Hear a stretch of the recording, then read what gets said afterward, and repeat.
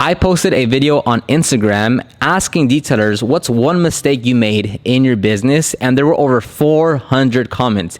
So today I picked just a handful of mistakes and we're gonna go over them in this video. And this video is brought to you by our product line, Proper Care. So we started our own detailing product line and we use these products in our business on a daily basis. Right now we have an all-purpose cleaner, a plastic and rubber dressing, we have a glass cleaner and a car soap, plus not to mention quite a bit of merch as well. So if you want to check any of that out, you can click the link down below or go to propercareusa.com, and you can use now Groove 10 at checkout for 10% off your order. Let's get started with this video. These are in no specific order. I just kind of listed them as I saw them. So number one is trying to do too much to impress the client, and then they don't even respond or acknowledge what you've done. And that's why there's a time and place to do more for a client, right? If you want to go above and beyond on every client, well, it's not going to work in your favor because not every client is equal, right? Obviously, you want to do the best that you can, because that's the kind of business that you should run and that you should strive for. But just there is going to be a priority between your time and energy and where you can allocate that, right? So if you have your first time customer who's paying you $50 for a wash, right? And then you have your other client who has brought you 3 vehicles and has paid you, $2,000 worth of services, right? Over the last 4 months. Who are you more willing to give some extra work or do something extra? Because what? Because they actually are with you and they're loyal to you and they pay you money and that they refer you. So you have to be able to decide like when is a good time to actually do more and impress your client and go the extra mile. And it is what it is, right? So you can't impressing a customer for most customers is doing the job done right. Right? Like doing what you're supposed to be doing, right? Showing up on time, getting the job done, satisfying the customer needs, turning in the vehicle on time. That's already impressing the customer. But for a smaller segment of customers, you do want to go and offer more because they are worthy, because they do deserve it, because whatever, right? Like for us, if we get a paint correction and ceramic coating, most of the time we'll just throw in something free, like a quick mini interior detail or engine cleaning, right? Because it doesn't cost us that much more time to just throw in something extra as an appreciation for paying us $1,200, $1,400, $1,600, right? Again, even that is selective, not every single time, right? Just when it makes sense and when we can, because sometimes the schedule's packed out and you just have to really work and put your head down and get through these vehicles. But it's you have to understand and really know when the time and place is to go the extra mile. Or to simply just do the proper job, do the right job, and make sure that the customer is satisfied, right? Because the baseline is making sure your customer is happy and satisfied. That's the baseline. Whether you do extra or add some free stuff, that's irrelevant, because the baseline is the customer should be happy and satisfied. The second mistake someone pointed out is, I thought that detailing was the most important part. Now, obviously, you have to be able to deliver the best results that you can and the best experience that you can. But here's the thing I always like to point out, that should be the baseline of detailing, right? Like the baseline for what you do in your business should be to offer the best results possible, right? Like you can't be a detailer and say the reason why a customer should go with me is because I offer the best detailing services. It's like, well, yeah, every detailer is going to say that and every detailer thinks that, right? So that, not that you shouldn't go above and beyond as far as your skill set and become the best version of yourself when it comes to detailing. Of course you should, but that's the baseline. Congratulations that you're doing what you're supposed to be doing, right? So that's why what they're referring to here is there's marketing, there's sales, there's customer service, there's customer experience, right? There's making sure that the schedule is properly booked out. There's finances, there's so many other things aside from just detailing alone that a lot of detailers overlook because they think, I'm supposed to just be focused on the detailing part, right? I'm supposed to just clean cars and polish cars and learn more about pads and polishes and towels and clear coat. Yes to all that, because that is important. You are supposed to be professional. You are supposed to be knowledgeable. You are supposed to have, you are the authority in detailing when someone hires you. But that's still only one part of running a business. You have everything else when it comes to sales, marketing, leadership. There's so many other things you have to focus on. And if you have the blinders on to just detailing and all you do is think about detailing and focus on detailing, you are going to limit your potential and growth because you're only seeing things through one lens. You only see things as a detailer.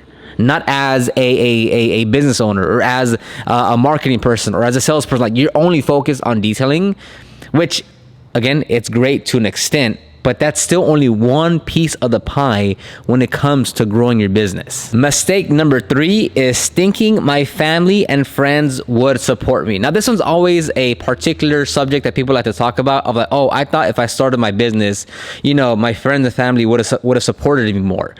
Now, support comes in many different ways, right? Not necessarily paying you your full price, but sharing your work on social media, whether it's just encouraging you to start, whether it's them giving you their vehicles for you to practice on, whether it's leaving you a review, right? So there's multiple forms of support. That's really going to be dependent on like how you have that relationship with that individual person. What I would say though is that, like, don't expect your friends and family members to be your ideal customers, because that's also not fair to them, right? Just as no one told you to start this business, you can't tell someone to then support that business and become your best customer, right? So like, for instance, with our current, even when I started way back when, the prices that I wanted to charge and that I was charging, none of my friends and family would ever pay those prices. They weren't my ideal customers, right? So even now, if we're charging $1,600 for a correction and coating, are any of my friends or family members going to pay that? No, not because they can't or they can't afford it. They don't value our services and their vehicle to that degree, which is perfectly fine. Like, it's going to be that way. Like my cousin, my uncle, my brother, my friend, whoever, like, they don't automatically just now have to become my ideal customer who are willing to pay $300, $900, or $1,800 for a detail just because I have a business. Like, it also doesn't work in that fashion either. So again, support comes in multiple ways and multiple forms, right? So like, if you ask your friend to just leave your review, that's a form of support. If you ask someone to, share your work or to tag you in this or whatever, like, that's a form of support. So instead of looking at it in terms of like money, again, it's all dependent on your relationship with your friends and family members. But don't look at it just strictly off of like a monetary, like, hey, you pay me this amount, or, you should be paying me my full amount. Although, of course, that's another form of support that's also valid. But in which other ways can they support you, right? And again, I myself, I wouldn't look at friends and family to support you, because in terms of paying you your full prices or booking with you or giving you all their vehicles, like, it's also not fair to put that kind of pressure on them just because you decided to start your business. But again, it's all dependent on the relationships. There's multiple forms of support, so it's very, very based on you and that person. Mistake number 4 is someone says, when a client says, I'll bring you more clients if you do X. So basically, like, hey, I'll bring you more clients if you give me a discount, or if you throw in something free, or if you kind of give me a deal. We've all heard this already, from like, even if you've been in business for a month, you've heard these things already. They go on to say, just consider that those clients will say the same, and it leads to a vicious circle of bad clients. So basically, it's like, hey, like, even if you are to hook someone up with a deal, with a special, with a discount, with something, right? And they refer you customers, well, guess what? That person that asks for that special discount or that deal, they're not going to refer you a 10 out of 10 client that's going to be the best client you ever had. They're probably going to also refer you someone that's going to say, hey, buddy, since you hooked up my buddy with a discount, like, can you give me that same discount? Hey, and if you do, I'll send you some more customers. And it's like they said, it's a vicious cycle of, like, it just keeps on happening, where you get a bad customer, you give them a good deal, they refer you another bad customer, you give them a deal, you get another bad customer, you give them a deal, and it's just this ongoing cycle that doesn't stop. So if you are having to, like, negotiate your prices and give them a deal or give them a discount or some kind of special, it's better not to work with that customer, because it only brings problems. That's all it is. A bad customer only brings problems. Once you're on the job site, you're not going to be happy because you're not making the money that you want. That person is going to continue to, like, ask for things while you're working. Once you actually turn in the vehicle, they're not going to be happy with the results and say, oh, well, could you have, like, maybe take this scratch out, and, well, you couldn't spend a bit more time here. It's just nothing but problems, and you're so tired of it. You want the day to be over. You don't enjoy what you're doing because you're going to keep on fighting this customer that, like, why you can't do this or why this stain didn't come out. So if you have a customer like that, it is better to just not service them at all and not take the money, because yes, you get paid, but I'm telling you, it's not worth the struggle and hassle you go through, and it's not worth losing the peace of mind. you can make that mistake once and you'd be like, okay, yeah, I no longer want to deal with customers that are like that. Mistake number 5 is doing aimless marketing and inconsistent types of content. Now, this one is a good one because if you see that everyone is using Instagram and people are telling you use Instagram, then you're going to be like, oh well, I guess I should use Instagram, right? And you just start posting whatever because everyone's telling you to use Instagram. Now, although Instagram is a great platform to use, it is free. You can get customers. But if you don't know why it's working or how to make it work, and you're just saying, well, people say post on Instagram, so I'm going to post on Instagram. Regardless of the amount of videos you post or like, if you don't know the strategy, if you don't know the kind of content you create or what to post, you're not doing anything. You're just doing aimless marketing. You're just doing whatever happens, right? The same thing is applied to if you're running Google ads or Facebook ads, or if you're doing SEO. If you don't know how to do it or why you're doing it or what's the end goal or the plan to get you from point A to point B, then whatever you do, it's not going to work because you don't have the plan in place. You don't know how to actually execute to actually get the results that you want from whatever thing that you're doing. So it's like, instead of doing, oh, I'm doing a little bit of Instagram and I'm doing a little bit of Facebook ads. Oh, and I started a website. Like, focus on just one primary thing where you put like 70% of your effort, and then some other thing where you put like 30-20% of your effort.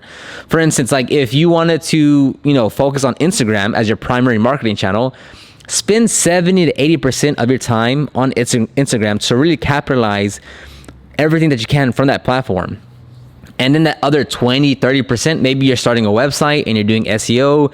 Maybe you're running Google ads and you're doing $5 a day, right? Like, again, this is just very general numbers. But the point is, like, focus on one thing where you can really spend most of your time and energy becoming the best at that one thing and get the results that you want out of that. Like, don't just go, oh, well, Oscar said use Instagram. Okay, use Instagram. Oh, Oscar said use SEO, so I'm doing SEO. Oh, Oscar's running Google ads, so I'm gonna run Google ads. Well, Oscar has a YouTube channel, so I'm gonna start a YouTube channel. Like, that's not how it works, right? Like, don't just do whatever everyone else is doing. Like, you really have to pinpoint what you need to do in your business and what specific platform. Get great at it. Focus on that one thing and really maximize the result that you can get from that whatever thing that you want to do. And this is going to be the final mistake, is I always bought premium products thinking my clientele would see that as a selling point. And this one is something I see so many detailers make the mistake on, where you think if you buy a premium brand, that's going to help you be more professional or be more authoritative, and customers and clients are going to see that as a higher value with you, and they're going to choose you over the other detailer. And I do not agree with that, not one bit. That's why on my website, when we talk to customers, we don't mention brand names. Why? Because I don't want the customer to care that we're using this brand or that brand, because it's us as a detailers that are delivering the results, right? Whether I'm using brand A or brand B, we're going to be able to detail your car, or we're going to be able to remove the swirls, or we're going to be able to do a vinyl wrap, or we're going to be able to do whatever it is we're going to do, right? So like, I don't put the value in the brands, right? We put the value and skill in us as a detailers, right? Because if you give us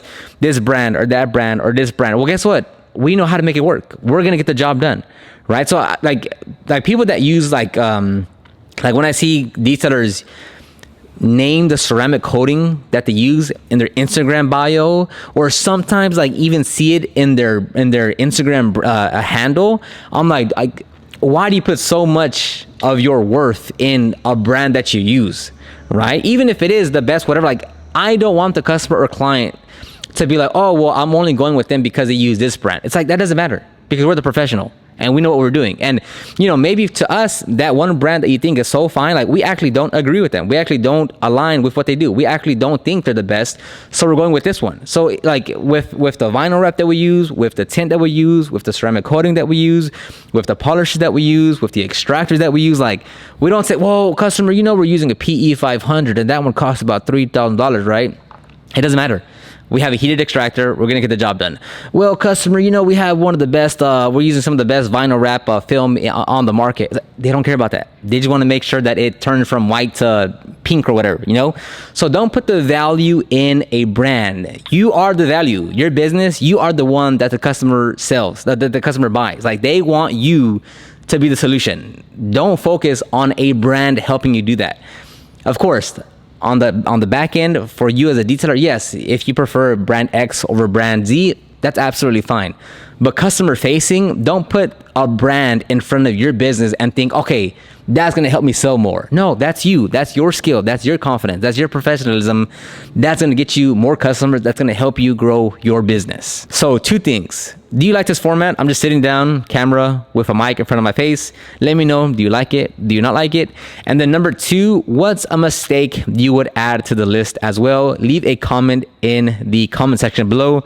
I almost dropped my phone. I'll talk to you guys on the next one.